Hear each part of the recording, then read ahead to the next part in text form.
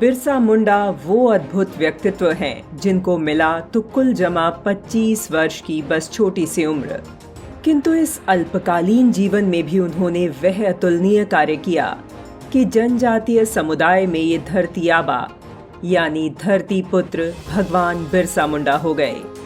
अंग्रेज इस नाम से कांपते थे और धर्मांतरण के सूत्रधार थर्राते थे।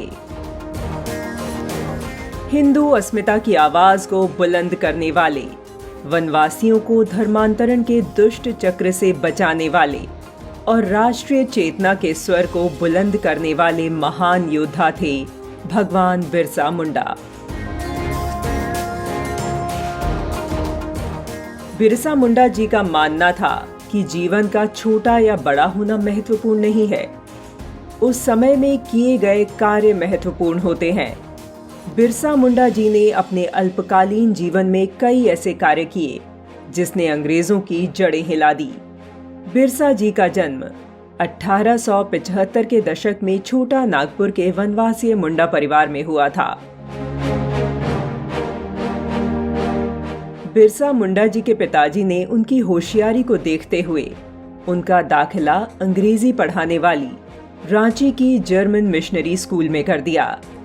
इस स्कूल में प्रवेश पाने के लिए ईसाई धर्म अपनाना आवश्यक था, इसलिए बिरसा जी को ईसाई बनना पड़ा और उनका नाम बिरसा मुंडा से बिरसा डेविड हो गया। ये वो वक्त था जब भारत में अंग्रेजी हुकूमत का अत्याचार बहुत बढ़ चुका था। बिरसा मुंडा तब मिशनरी स्कूल में ही पढ़ रहे थे, लेकिन पढ़ाई के साथ बिरसा जी को समाज में चल रहे अंग्रेजों के दमनकारी काम भी साफ दिख रहे थे।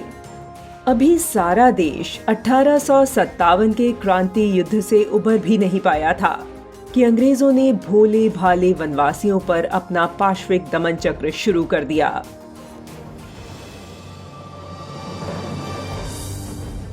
वनवासियों की जमीन छीनने के साथ साथ कृषि प्रणाली में कई बदलाव किए गए। इन सब नई नीतियों के चलते वनवासीय समूह के घर खाने के लिए अनाज तक के लाले पड़ने लगे। इन्हीं विपरीत हालातों को देखते हुए बिरसा बड़े हो रहे थे। यह वह समय भी था जब एक बड़े पैमाने पर लोग अपना धर्म बदल रहे थे। अंग्रेजों का पाशविक दमन चक्र सारे देश में चल रहा था।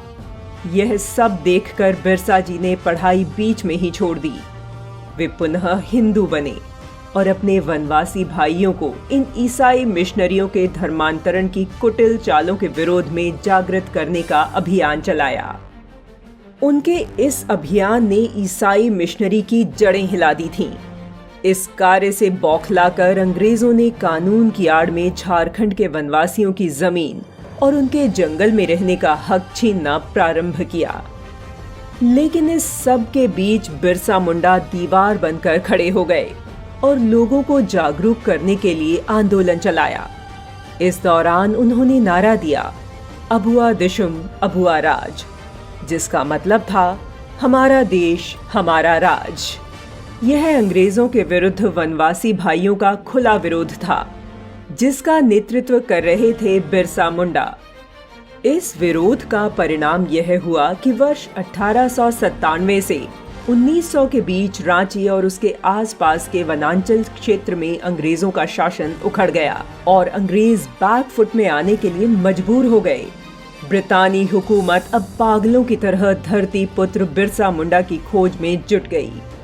जंगल में छिपकर अंग्रेजी हुकूमत के खिलाफ आजादी की अलख जगा रहे बिरसा मुंडा की खबर किसी तरह अंग्रेजी हुकूमत को आ लगी।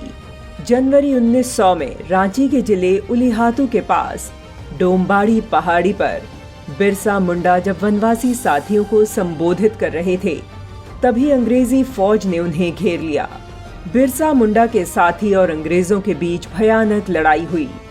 अनेक वनवासी भाई बहन उसमें मारे गए। अंततः 3 फरवरी 1900 को चक्रधरपुर में बिरसा मुंडा जी गिरफ्तार हुए। अंग्रेजों ने जेल के अंदर बंद बिरसा मुंडा पर विष प्रयोग किया, जिसके कारण 9 जून 1900 को रांची की जेल में वनवासियों के प्यारे धरती आबा बिरसा मुंडा जी ने अंतिम सांस ली।